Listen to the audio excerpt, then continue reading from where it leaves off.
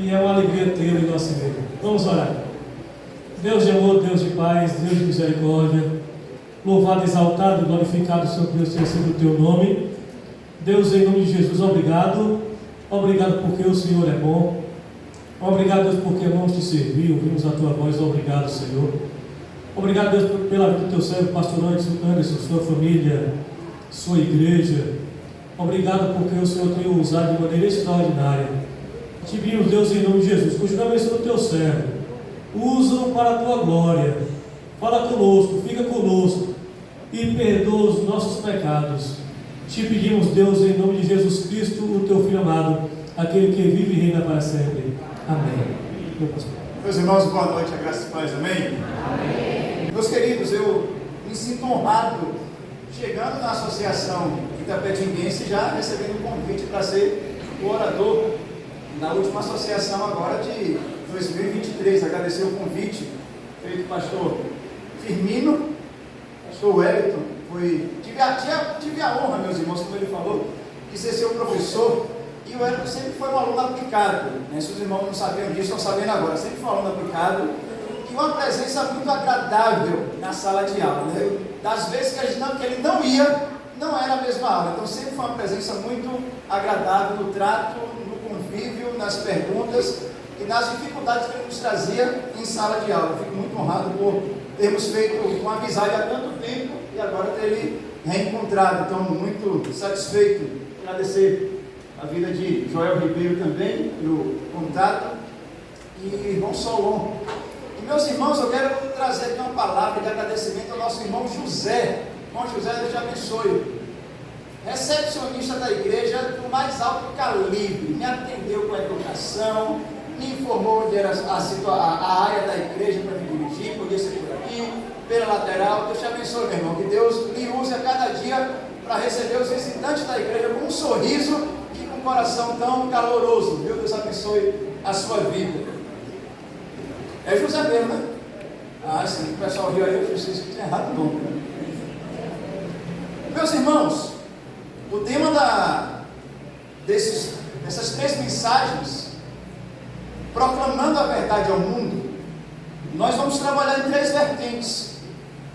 Hoje eu quero trabalhar a ideia de como Igreja de Jesus Cristo, comunidade proclamadora da verdade, pode transmitir a mensagem do Evangelho ao nosso tempo, aprendendo com os reformadores, aprendendo com aquilo que nós celebramos no último dia 31 de outubro, 506 anos de reforma protestante. Então, qual é o legado que a reforma nos deixa e o que isso traz de implicações práticas para cada um de nós, tanto individualmente quanto igreja reunida, como responsáveis por proclamar a palavra do Senhor. Um comercial da Claro, ele diz mais ou menos assim: você merece o novo. É bem provável que muitos de nós tenhamos assistido esse comercial. Em nosso tempo, algo novo é bom pelo simples fato de ser novo, não por ser bom. O novo é visto como bom. Existe em nosso imaginário que a ideia de bondade é inerente a qualquer novidade. E isso abre um precedente e problemas para nós enquanto pessoas que vivem desse chamado mundo pós-moderno. Muitas pessoas hoje buscam algo novo. Elas buscam um celular novo. Elas buscam um carro novo, uma casa nova, um emprego novo, até mesmo um novo amor. Ser antigo é ser ofensivo nos dias de hoje. Num cenário desses, meus irmãos, que trabalha a ideia de que a bondade é inerentemente boa, falar da importância de um evento ocorrido 506 anos atrás é no mínimo contraproducente. É no mínimo difícil nós trabalharmos essa ideia. Porque na verdade nós achamos que, à luz daquilo que a reforma fez, nós podemos fazer mais coisas. Afinal de contas, nós estamos em qual século? Estamos no século XXI. Os reformadores eles vieram em que tempo? No século XVI. Sabemos muito mais do que eles. Descobrimos muito mais coisas. Avançamos muito mais. Alguns dos nossos membros da igreja podem pensar assim, e muitos porque já foram tomados pela arrogância de uma falsa espiritualidade, em achar ou desconsiderar tudo aquilo que Deus fez em certo tempo, em um passado não muito distante, e dar atenção somente a determinadas ações e coisas que Deus pode fazer somente através de cada um de nós. Aquilo que Deus faz no nosso tempo, desconsiderando o que Ele fez em um tempo passado. Se a perda de memória implica em perda de identidade, o teólogo Batista croata, ele fala que ser humano é ser capaz de lembrar, e a perda da memória traz uma perda de identidade. Desconsiderar a história da igreja, do povo de Deus, essa história milenar, inclusive essa história que pertence à própria reforma protestante, é desconsiderar a nossa identidade comunitária. Estamos 506 anos distantes da reforma protestante, mas nós precisamos estar próximos daquilo que os reformadores buscaram: a centralidade de Cristo na vida da igreja para a glória de Deus em todas as suas áreas de vida. Nosso objetivo enquanto igreja não é retornar ao século XVI, isso seria ingenuidade e até mesmo ignorância da nossa parte. A nossa intenção enquanto igreja é olhar o nosso tempo com as mesmas lentes que os reformadores olharam o seu tempo e trouxeram mudanças que nós mesmos ainda hoje somos atingidos. Um breve desenvolvimento aqui. Todos nós sabemos que a reforma protestante lutou, ou foi um movimento de luta contra a decadência da igreja. E foi uma frente de luta contra uma decadência tanto na esfera moral quanto no aspecto doutrinário. Indulgências. Quando nós falamos em reforma, lembramos logo dessa palavra. A absolvição de pecados tinha se tornado uma moeda corrente quando a reforma protestante ela eclodiu. A igreja, na época da reforma, ou muito anterior à reforma, sempre condenou a usura, sempre condenou a ascensão econômica. Mas a igreja, naquele período, a igreja medieval, aprendeu muito a lucrar com o pecado que ela mesma condenava. Quando a reforma protestante eclodiu, lutou-se contra a ideia de que a nossa paz com Deus poderia estar atrelada a uma simples transação econômica, uma grande ofensa ao sacrifício de Cristo. Se o perdão de pecados foi dado livremente em Jesus, como nós poderíamos achar, ou como aquelas pessoas daquele período poderiam achar, que um simples documento poderia fornecer perdão ao pecador? E é aqui que nós entramos no texto bíblico. A nossa absolvição de culpa, de pecado passado, de pecado presente, de pecado futuro, nunca é adquirido com uma transação econômica, nunca é adquirido com a aquisição de algum documento, por mais oficial que ele possa ser. Nós obtemos isso livremente, porque Deus fez isso por cada um de nós de maneira gratuita na pessoa de Jesus Cristo, o nosso Senhor. Romanos capítulo 5, do versículo 1 ao 2, o apóstolo Paulo, ele nos diz: tendo sido, pois, justificados pela fé, temos paz com Deus, por nosso Senhor Jesus Cristo, por meio de quem obtivemos acesso pela fé a esta graça, na qual estamos firmes e nos gloriamos na esperança da glória de Deus. Romanos capítulo 8, versículo 1, Paulo diz: portanto agora. Toda vez que os irmãos estiverem lendo Paulo, prestem sempre atenção no agora. O agora paulino, ele é carregado de significado. Quando Paulo usa o agora, ele está dizendo aquilo que se esperava para o último dia acontece agora. Por isso ele diz: portanto agora já não há condenação para os que estão em Cristo Jesus. Por meio de Cristo Jesus, a lei do Espírito de vida me libertou da lei do pecado e da morte. Alguém que pode falar: quanta ingenuidade, quanta ignorância, achar que alguém poderia obter o perdão de pecados com um simples documento. Como alguém poderia acreditar nisso? Será? Será que nós nunca poderíamos acreditar nisso, meus irmãos? Como as pessoas da época, daquele período, Na verdade, nós não acreditamos como eles, porque nós redefinimos algumas dessas crenças que a própria reforma protestante lutou contra. Nós atualizamos o erro da compra de indulgência com o comportamento legalista.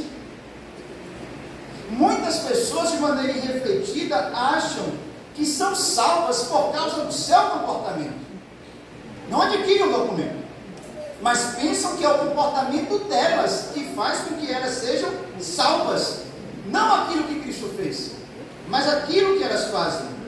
Eu já ouvi uma pessoa dizer, já imaginou, eu cometi um pecado antes de morrer?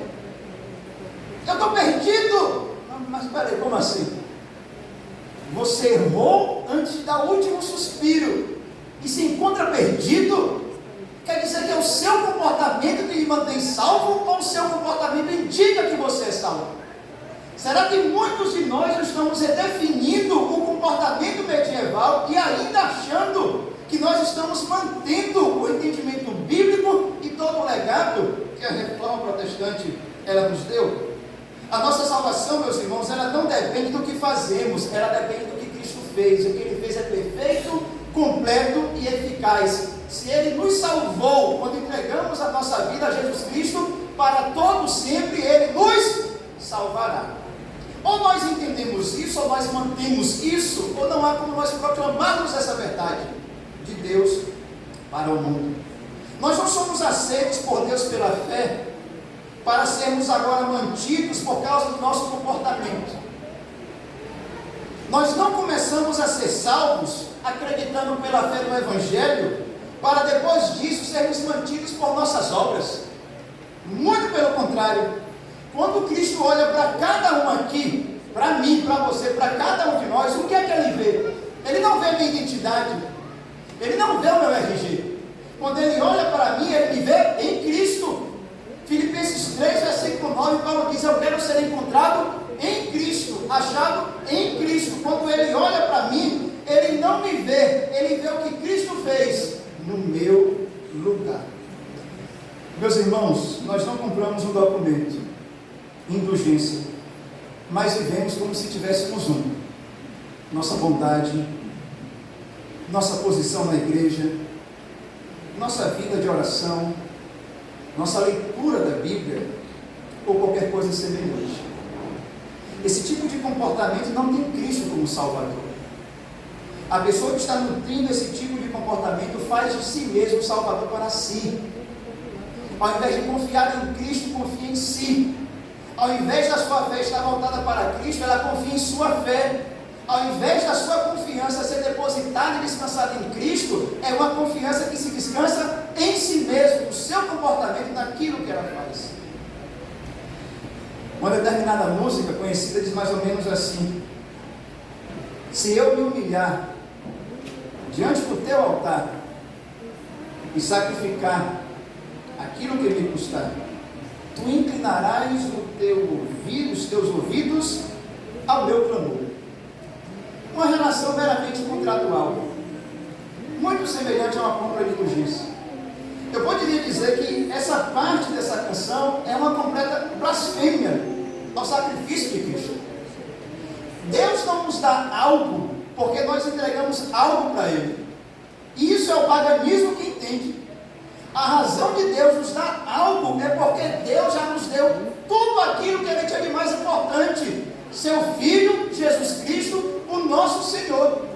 Por isso Paulo diz em Romanos 8, 31, versículo 32, se Deus é por nós, quem será contra nós? Aquele que não poupou seu próprio Filho, antes por todos nós o entregou, como não nos dará de graça todas as coisas?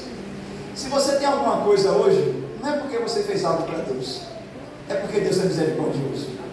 Se existe aqui essa igreja Nova Canaã, nessa cidade, não é porque os irmãos são fiéis, não é porque os irmãos são dizimistas, não é porque os irmãos leem a Bíblia, é porque Deus é misericordioso, meus irmãos. E aquilo que Ele nos dá é em decorrência dele já ter nos dado Jesus Cristo, o nosso Senhor. Por isso que como igreja defendemos somente Cristo, somente a graça, Somente a fé.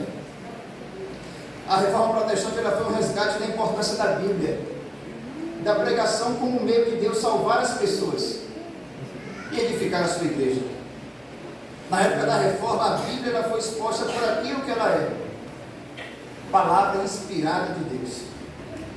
A reforma entendeu que a Bíblia ela não é um livro inspirativo. A Bíblia ela é um livro inspirado. Com a reforma protestante, aprendemos que a Bíblia não foi dada para nos emocionar. A Bíblia ela foi nos dada para anunciar o que Deus fez, o que Ele faz e o que Ele fará. Muitas pessoas querem uma Bíblia inspirativa, para que ela afirme aquilo que elas mesmas já acreditam. Muitas não querem a Bíblia para que Deus fale aquilo que Ele quer, mas para ouvirmos o eco da nossa voz nesse próprio texto. É por isso que a reforma nos ligou a responsabilidade pelo livre exame da Bíblia. Todos nós, enquanto igreja verdadeira, anunciadoras da verdade, nós somos responsáveis pela leitura da palavra, mas não temos licença para interpretar a Bíblia ao nosso bel prazer. A reforma não trouxe a ideia da livre interpretação. O que a reforma nos trouxe foi o livre exame, porque a verdade é uma só. O erro ele é diverso, mas a verdade é somente uma. Não pode existir várias interpretações de qualquer texto. Existe uma certa e outras equivocadas. Logo, como igreja, leiamos a palavra na intenção de que Deus fale aquilo que está aqui, e não na intenção de que Ele fale para reafirmar aquilo que nós já acreditamos. É muito comum algumas pessoas, quando leem a Bíblia, perguntar mais ou menos isso: o que esse texto significa para você? É muito comum isso. Essa não deve ser a sua primeira pergunta enquanto leitor da palavra, e como pessoa que anuncia o Evangelho. Antes de perguntar o que o texto significa para você, pergunte o que ele fala sobre Jesus. Porque a Bíblia não é sobre você. A Bíblia não é sobre mim. A Bíblia não é sobre nós. A Bíblia é sobre Jesus Cristo. O que Ele mesmo já diz isso. Lucas capítulo 24, 26 e 27. Jesus disse que tanto os profetas quanto os salmos falavam de quem? Falavam dele. João capítulo 5, 39. As Escrituras testificam de quem? De mim. A história de Davi não é a história de como você pode derrotar um gigante. É a história para dizer que Jesus, prefigurado ali em Davi, é o nosso herói. A história de Davi não é escrita para dizer que você pode ser um herói. A história de Davi é escrita para dizer que existe um verdadeiro Davi, que sequer se chama Davi, se chama Jesus, e ele lutou a nossa batalha. Ele lutou por nós. Por isso que nós somos o quê? Mais que vencedores, por meio daquele que nos amou. Você pode até ter a Bíblia no centro da sua vida, mas se você não tiver Jesus no centro da Bíblia, esse livro aqui ele pode se tornar mais um amuleto do que a verdadeira palavra de Deus. Por isso, como os reformadores, nós falamos somente a Escritura, somente a Escritura, somente a Escritura. E aqui tem um ponto para nós, meus irmãos. Quando nós falamos somente a Escritura, nós não estamos querendo falar que agora nós só lemos a Bíblia, e somente ela. Não lemos mais nenhum documento, não lemos mais nenhum livro, não lemos mais nenhum autor da história do cristianismo. Nós, enquanto igreja que anunciam a verdade, não pode desconsiderar a verdade que o próprio Espírito Santo deu de entendimento ao longo de 2000 anos de história da igreja. Daqueles personagens que Deus levantou para nos trazer entendimento e clareza da palavra. Se a leitura da Bíblia que nós fazemos é única, ela não é cristã. Se a gente interpreta a Bíblia de uma forma que nunca na história da igreja ela foi interpretada, não é interpretação cristã. Se a nossa espiritualidade não é uma espiritualidade que nunca existiu em todo o cristianismo, ela não é uma espiritualidade cristã. O que é que eu estou falando, meus irmãos? É que como igreja, nós não podemos desconsiderar a nossa história. Se nós queremos anunciar a verdade, nós não podemos trazer a ideia de que essa verdade surgiu conosco. Ela não surgiu conosco. Nós não somos detentores dessa verdade, é ela que nos detém. O anúncio do Evangelho não surge aqui em Nova Canaã. É muito antigo e não pode ser desconsiderado. Existem documentos do cristianismo que infelizmente nós perdemos de uso, porque achamos que como batistas, nós não deveríamos fazer uso desses documentos. E aqui eu tenho alguns exemplos de documentos para falar. Credo apostólico. Os irmãos conhecem o credo apostólico?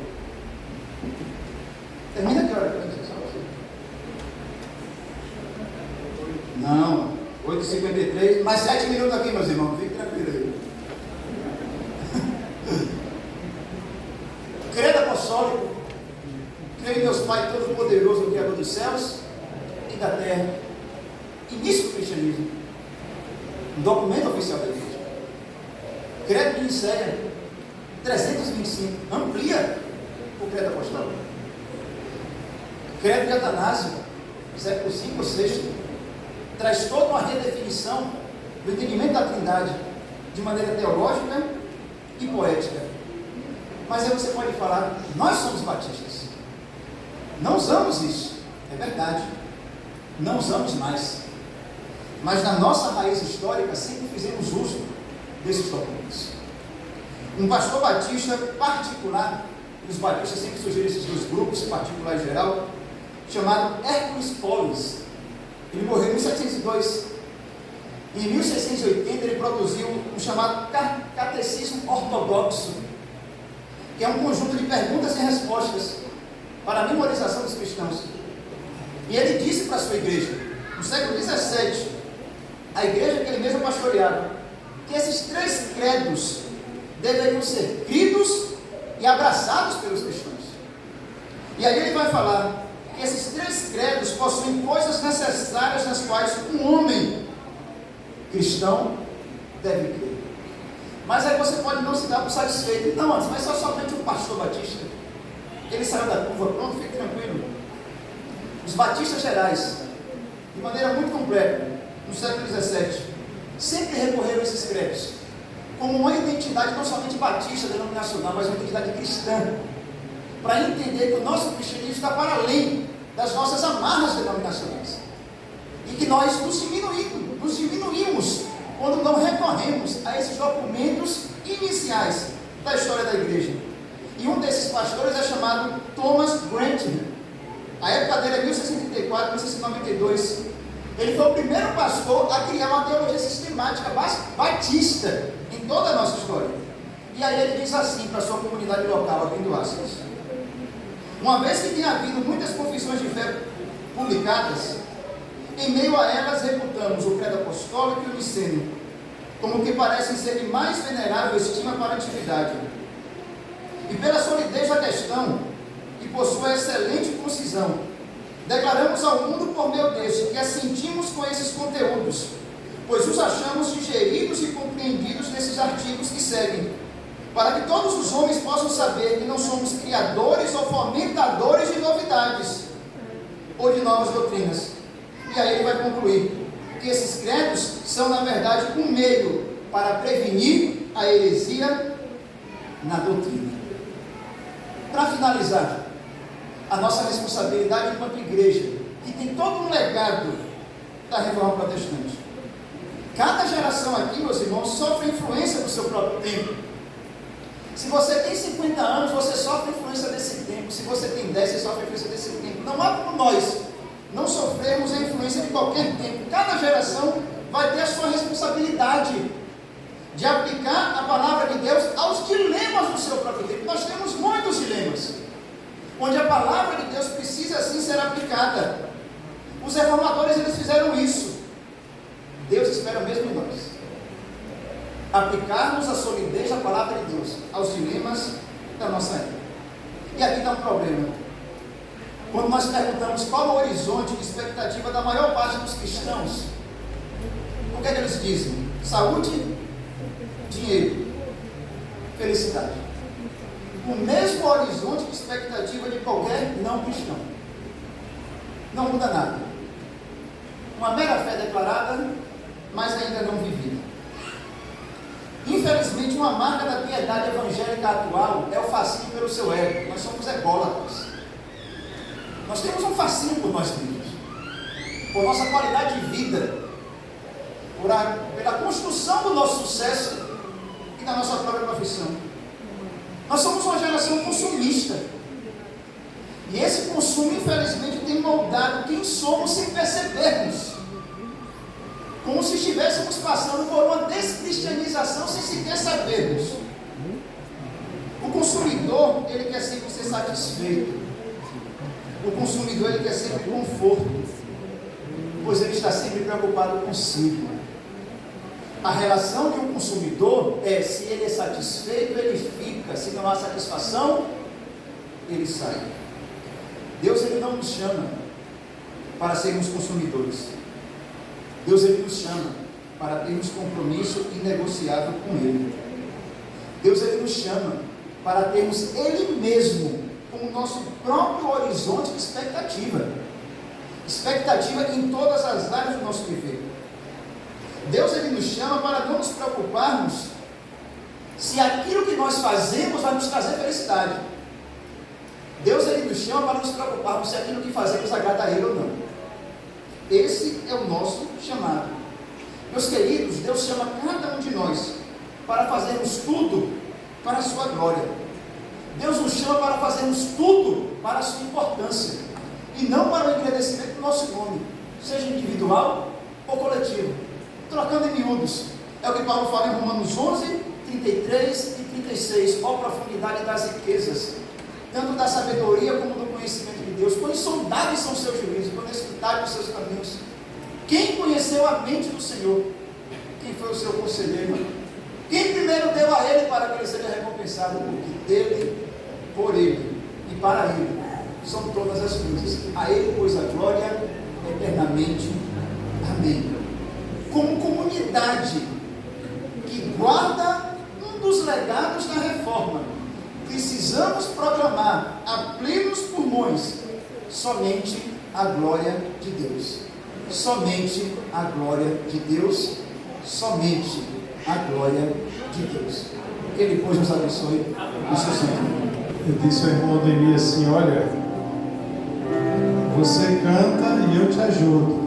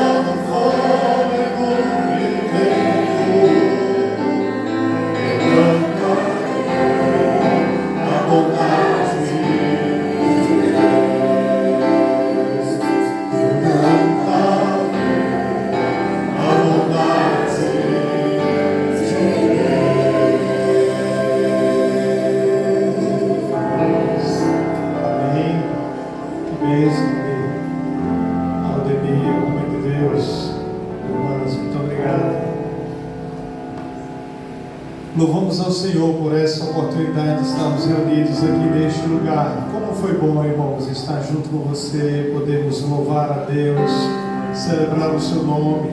Vamos orar então?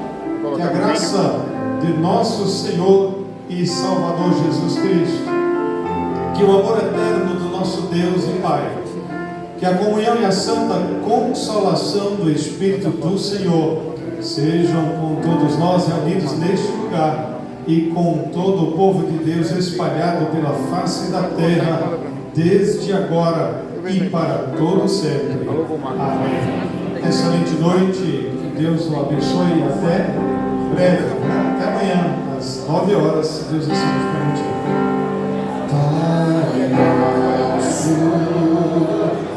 No céu.